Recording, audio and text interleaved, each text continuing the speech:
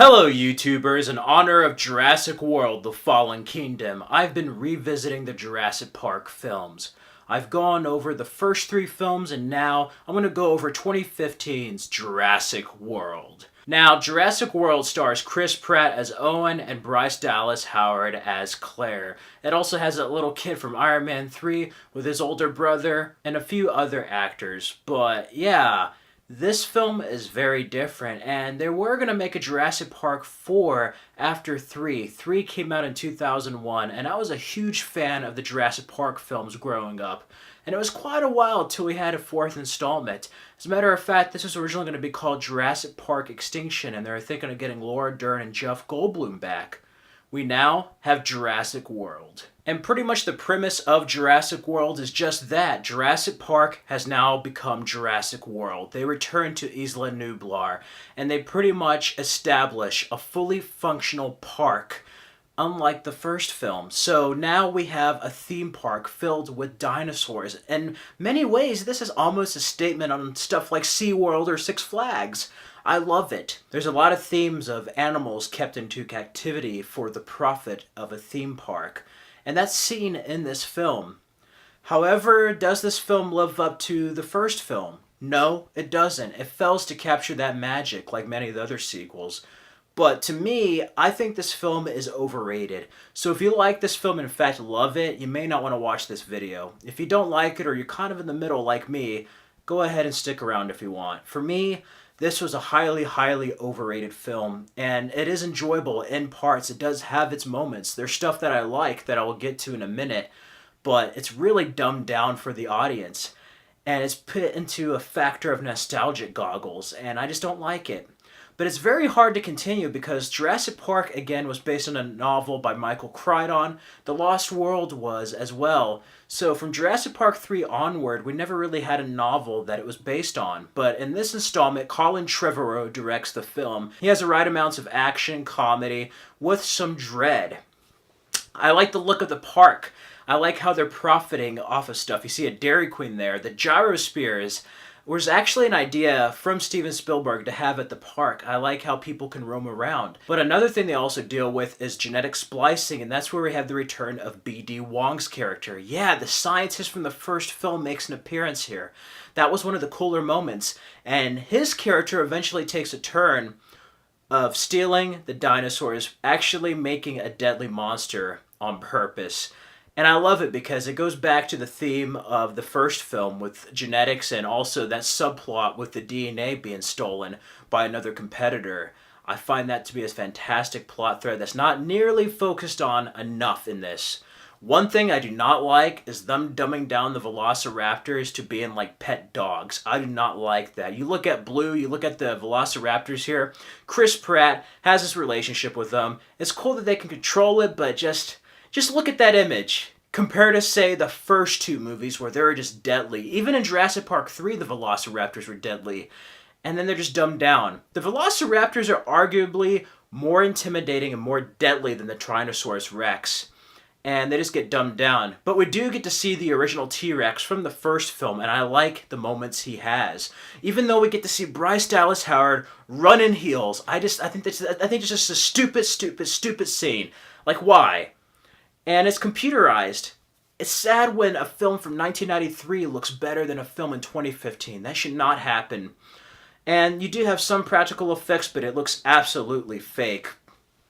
What hurts this film is the characters. I, for one, do not like Owen and Claire's romantic relationship. Chris Pratt is great. Chris Pratt is actually the best part about this movie. But Bryce Dallas Howard cannot act her way out of a paper bag. And it's just like a firecracker and a doorknob, like Josh Whedon said before he deleted his tweet when the movie came out. Yeah, that's pretty much what it is. She is a very two-dimensional character. And we have these two kids here. This older brother is super annoying. There's a criticism in the first Jurassic Park that children were annoying, right? I feel like these kids are super annoying. I love Tim and his sister in the first Jurassic Park. I liked Ian Malcolm's daughter in the second. Even the kid in the third one. These two kids are super annoying. I'm like, you have some asshole older brother and the young kid who helped Tony Stark in Iron Man 3. And it's kind of crazy because we have this other plot of like their mother and father having trouble in their marriage, divorce, which has always been a theme in Steven Spielberg films. It's been a theme in the second film. It's been a theme in the third film. So it's a recurring theme, but the characters here are not as well done and they come across as annoying and unnecessary. And that's what really holds this film down. But I do like the genetic splicing of the main villain. That dinosaur can camouflage. He's like a velociraptor and a T-Rex. I really like the scenes there, even though some appear very silly. The way the computer rendering is compared to humans is a little different. But what really makes this film, as always, is when all hell breaks loose. Despite some stupid character decisions, we have the boss there, one of the investors. He just makes some idiotic decisions. We have this annoying character who's almost like the audience. Oh, look, he's wearing a Jurassic Park shirt to stay retro. Oh, look, he has Ian Malcolm's book. He makes jokes. I'm like, that's great, but, you know, when you get past the nostalgia again, there's really nothing there. There's no depth. There's no substance. So why is this annoying guy there? Like, why? I don't know. But again, when all hell breaks loose, it is fantastic. The pterodactyls, the dinosaurs getting out. Claire and Owen with these kids having to fight their way out of the park onto safety is fantastic. And what makes it different is that in Jurassic Park they got out, but it was a select number of people visiting the park. Here, it's a fully functional park, so imagine like a crazy catastrophic event at a full-blown theme park where the attendance rate is high, it's filled, the house is packed, and all hell breaks loose. So I really like that aspect of Jurassic World, but again, I don't like the dumbing down of the dinosaurs, the characters. We have Vincent D'Onofrio's character there saying, yeah, I wish we used these velociraptors back in Iraq. We could have fought terrorists. Like, what? Dinosaurs for the army? This is just some hokey, stupid B-movie bullshit. It really is. It stretches it to a point of, like, it being something other than Jurassic Park.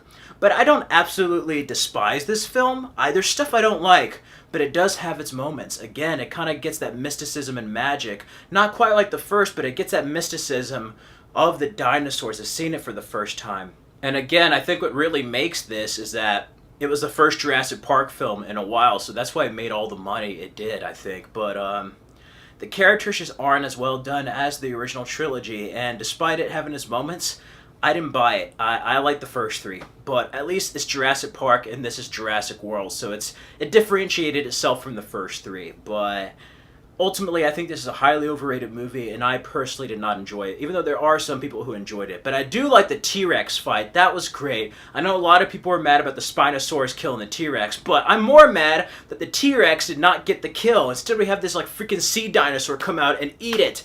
And I'm like, that's cool, but you kind of robbed the T-Rex its victory, and she deserved better. You needed that scene like the first one. So it's cool to play upon nostalgia, but then you do other stuff that's just really dumb.